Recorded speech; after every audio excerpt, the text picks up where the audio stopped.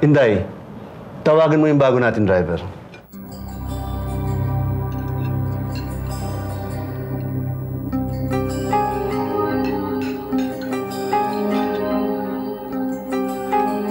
Magandang hapon po, ma'am. Iyo. Gusto kong makilala mo ang bagong ma'am mo. Beatrice, ang bago nating driver, si Jake.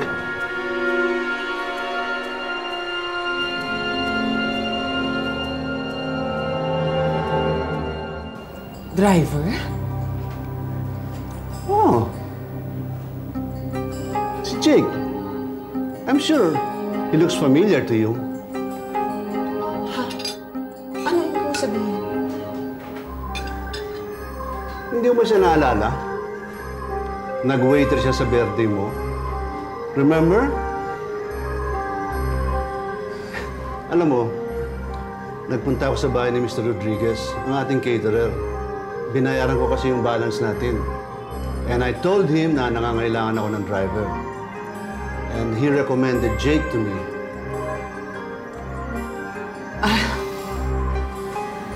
Ayun pala. So, anong pangalan mo ulit? Jake nga ba? Opo.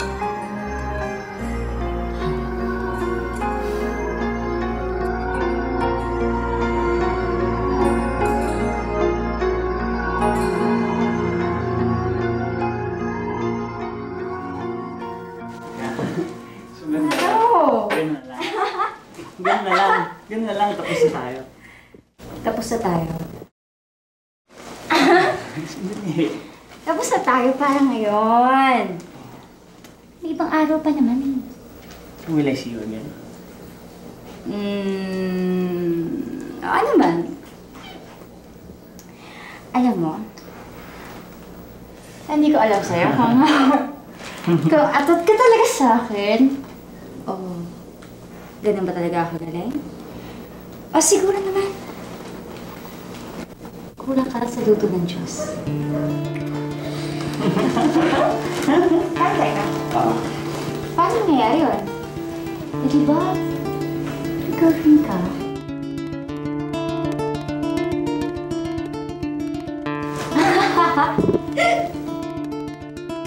Siguro?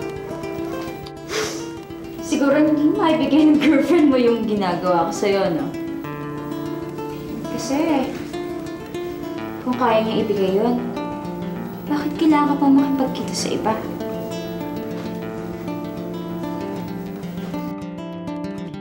Dito yung kwarto nyo. May ilang gamit pa ho yung dating driver. Nilagay ko na lang sa ilalim ng kama. Salamat, ha? Ano nga bang pangalan mo? Ha? Ang pangalan mo? Catherine. Ah, Catherine.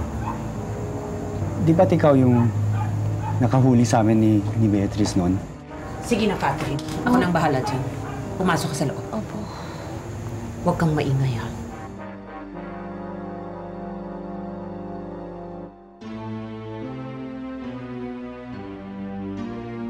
Anong ginagawa mo dito? Magtatrabaho bilang driver ng asawa mo. Hindi ba may kasunduan na tayo? Hindi pa nag-uusap tayo na hindi na muna tayo magkikita?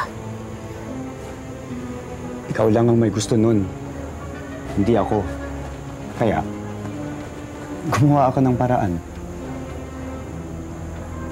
Paano kung malaman ni Tony? Eh di mag-aaway kami. Paano mangyayari yun? Ikaw, ako, at yung katulong mo lang ang may alam tungkol sa atin. Hindi ako magsasalita eh. Siguro naman, you won't say a word rin. You just have to make sure na maging pipi ang katulong mo. Beatrice, ginagawa ko lang to dahil mahal kita. Ano nga ako?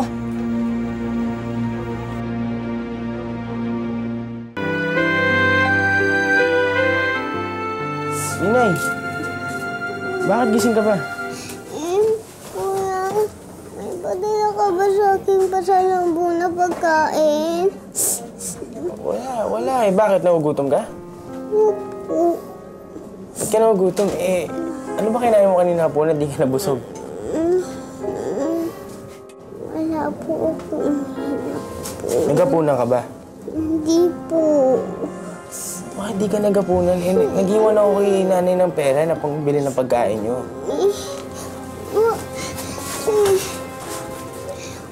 Kuya, huwag ka na magalit kay nanay. Siguro na nakalimutan niya lang yun. Oo, siguro nga.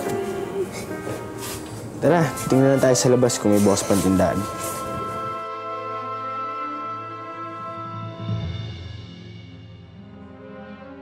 Catherine? Bakit? Senyorito Charles, kailangan pala.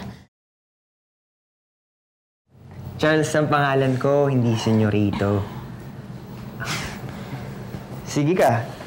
Sa susunod na tawagin mo akong senyorito, tatawagin kitang senyorita. Bakit parang tense na tense ka kanina? Ha? Wala. Pagod lang siguro ako. Dami kasing trabaho eh. Buti naman kung ganun. Ayaw ko kasing nakikitang sasaktan ka. Kapag nalaman kong nahihirapan ka, nahihirapan din ako. Dahil sa mahal. Huwag. Huwag niyo sabihin sa akin yung mga bagay na yan. Hindi tama. Bakit naman hindi? Yun ang nararamdaman ko eh. Yun ang binubulong ng puso ko.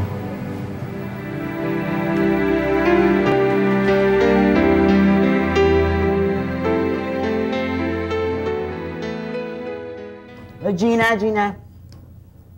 Saan ka ba nang galing ha kayo nakapahinahanap ni boss? Buong gabi ka hindi nagpakita. Ako? Sabihin na lang natin na meron akong ka-join na bago kong kaibigan. Oo? Mayaman, college student, wapo, saka finky, di kotse.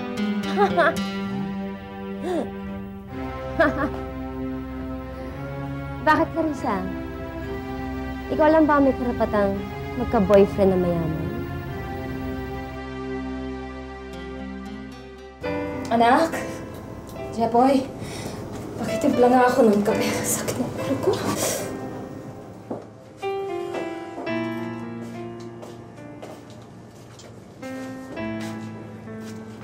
Salamat, anak.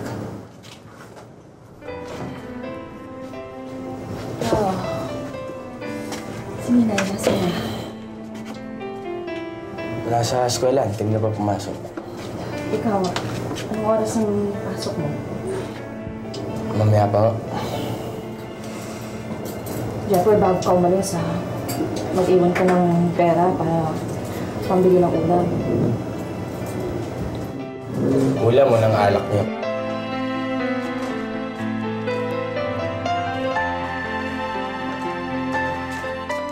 Hey, mahal ko kayo. Kaya ako nagtatrabaho ng maigi para sa inyong dalawa ni Ninay. Hindi ko man yata kaya na ako lang mag-isa tatabuhin dito ang pamilya natin. Kasi kailangan ko kayo. Kailangan namin kayo ni Ninay. Eh, kaya nga nandito ako eh, para sa inyo. Kasi nga kayo, pero kadalasan lasing. Ano ba napapalaan niyo sa alak? Jeffrey, gusto ko lang makalimot. Kasi lagi ko naalala ang tatay mo eh. Nalulungkot ako. Wala na nga ang tatay eh. Kalimutan niyo na siya. Kami ni Ninay yan nandito ngayon. Kami anak mo. Yun ang huwag mo kalimutan.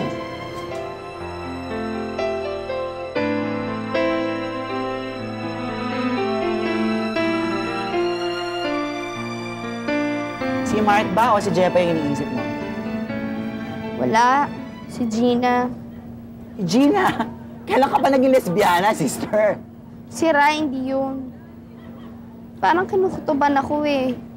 Para bang May nalalaman na siya tungkol sa akin at siya kay Mark. Paano naman niya malalaman yun?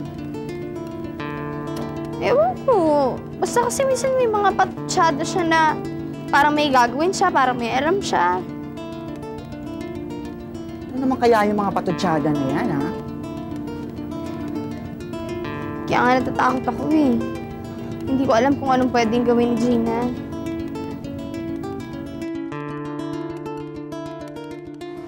Mahilig ka pala magbasa. Ay, sir, sorry ho. Bakit ka magso-sorry? Eh, hindi naman kita sinisita. Natutuwa nga ako, Catherine, at nakikita kong interesado kang matuto. Hindi ba high school graduate ka na? With honors pa? Opo. Uy, bakit hindi mo pinagpatuloy? Sana kumuha ka ng isang vocational course o kaya computer course. Gusto ko nga po sana, kaya lang ho, sabi po sa akin ni Ma'am Beatrice na mas kailangan daw ho ako dito sa bahay. Nonsense! Makakatulong ka naman dito kahit na nag-aaral ka eh. Huwag kang mag-alala. Next sem, ipapasok kita sa isang computer school. Para hindi naman masayang yan talino mo.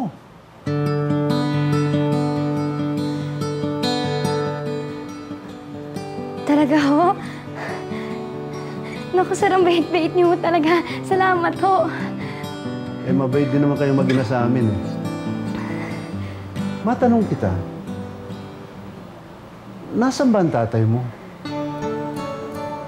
Ulila ka na ba sa ama?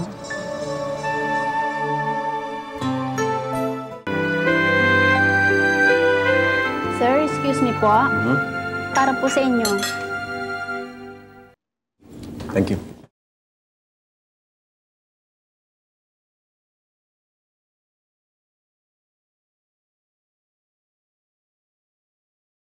Ano yan? Well, invitation sa debut ng anak ni Mr. Montelibano.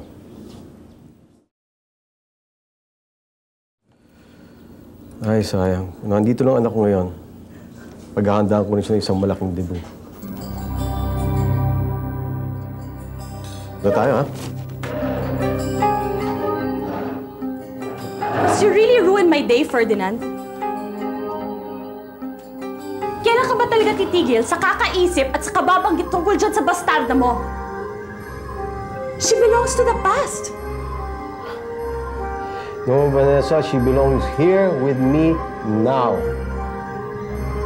At hanggang hindi ko siya nakikita nakakasama, hindi ako titigil ng kababanggit at kaiisip sa kanya.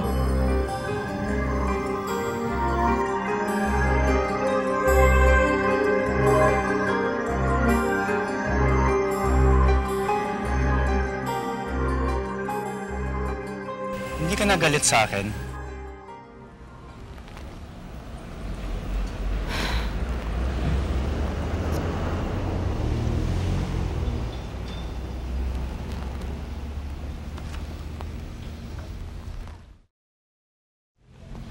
Hindi na.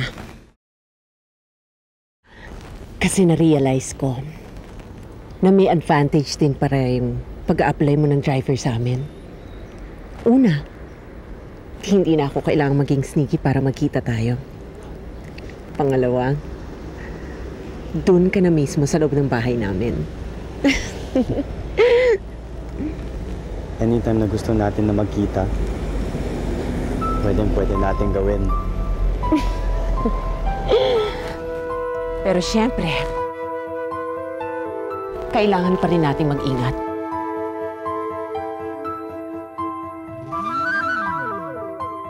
Mahirap na. Baka mamaya pinasusundan na pala ako ni Tony. O kaya ni Charles. Huwag kang mag-alala. Mas magiging maingat ako.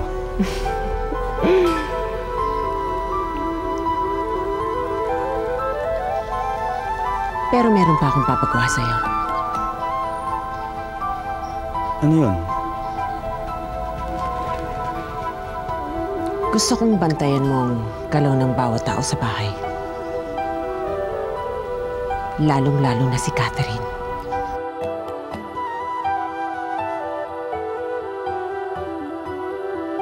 Gusto ko, sabihin mo sa akin ang lahat ng kilos niya. At ako na ang pahala sa lahat. Kain ka na po. Naluto po si nanay. Kain ka na rito kasi naisip ko na puro sardinas na lamang kinakain natin. Kaya nagluto ako ng adobong sitaw at baboy. Kain na! Nay, kailangan ko na kasi pumasok sa club eh. Ganun ba? Hindi, sige. Mukhang masarap yung luto niyo eh. Dali! Okay! Ano yung Nay? Kumusta ba? Kumusta ang luto ni nanay? Masarap! Sige. Masarap. Sir Charles? Nandito si Sir Charles. Charles? Kailangan ba talaga hatang pilitin para tawagan mo ako sa pangalan ko lang? Hindi ko kasi tama eh. Kapag nalaman ng mga magulang mo na panliligaw mo sa akin, sigurado naman ako hindi sila papayag eh. Hindi naman ako humingi ng permiso sa kanila eh. Alam mo, tumutol man sila o hindi. Wala akong pakialam, Catherine. Handa kitang ipaglaban kahit kanino. Kahit sa magulang ko pa.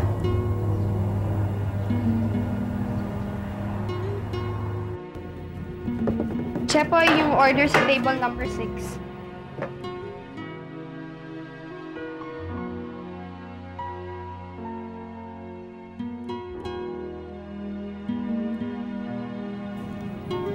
Para kanino naman to?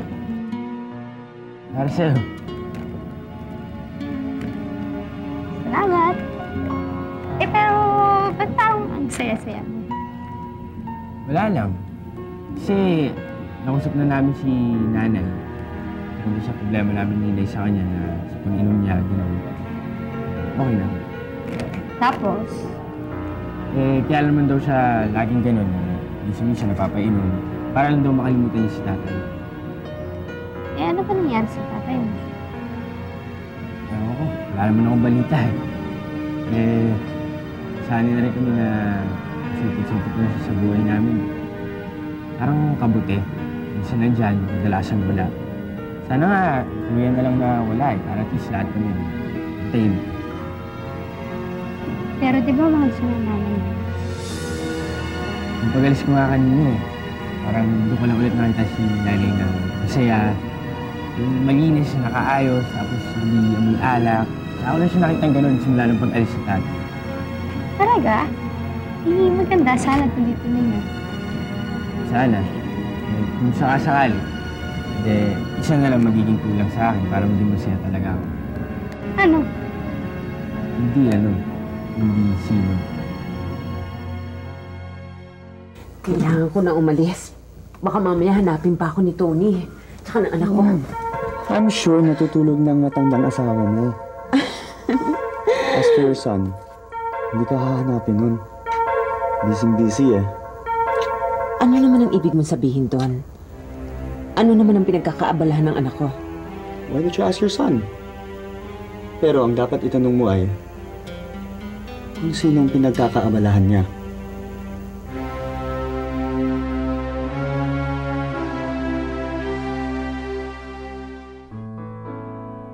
Asaya-sayo ko talaga. Kompleto po tayo. Nandito po si Kuya, ako, si Nana. Paano naman ako? Di ba ako miyembro ng pamilya dito? Tay? Charles? Ma. Charles? Totoo bang nababalitaan ko na nanliligaw ka raw sa isang katulong?